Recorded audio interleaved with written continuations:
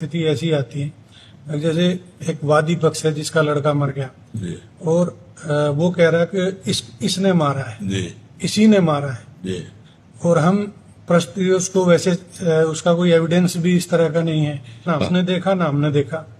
और वो चिल्लाता है नहीं मैंने नहीं मारा, मैं वहां था ही नहीं, मैंने ये किया ही नहीं। जी तो उस स्थिति में भी हम छोड़े उसको जी तो छोड़ा जा नहीं सकता क्योंकि रिपोर्ट है हाँ रिपोर्ट है और पक्का पॉइंट है नहीं कि वो अपराधी है।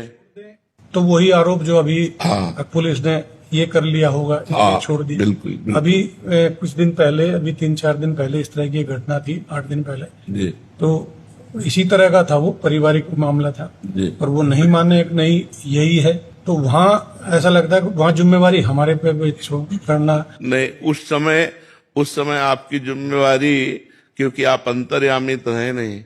अंतर्यामी का मतलब जो पर्दे के पीछे की बात है वो तो पता है नहीं। आप तो साक्ष्य और रिपोर्ट दो के ही आधार पर कर सकते हैं। साक्ष्य मिले और जिसके नाम रिपोर्ट किया गया है।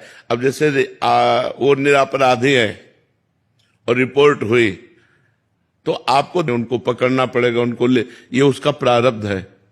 वो पाप का प्रारब्ध है जो अभी तक भोगा नहीं है, और वो पाप गुप्त है तो अब उसे फंसाएगा। उसमें आप कोई अपराधी नहीं है, उसमें आपका कोई दोष नहीं है। क्योंकि जैसे न्यायाधीश है, अब वो तो साक्ष्य के अनुसार दंड देता है और निर्दोष है, लेकिन पूरे साक्ष्य उसके हैं, तो उसका कोई पाप है पूर्व का जो उसको दंड देने के लिए उद्यत हो गया है। वर्तमान में तो निष्पाप है, लेकिन उसका पूर्व का कोई पाप है। तो इसमें आप का कोई दोष नहीं है। उस समय सही है, लेकिन पीछे उसने कोई पाप किया जो उसे फंसा रहा है, जो उसे थप्पड़ चलवा रहा। वो कह रहा है मैं कसम से कह रहा हूं मैंने पाप नहीं किया, ये अपराध नहीं किया।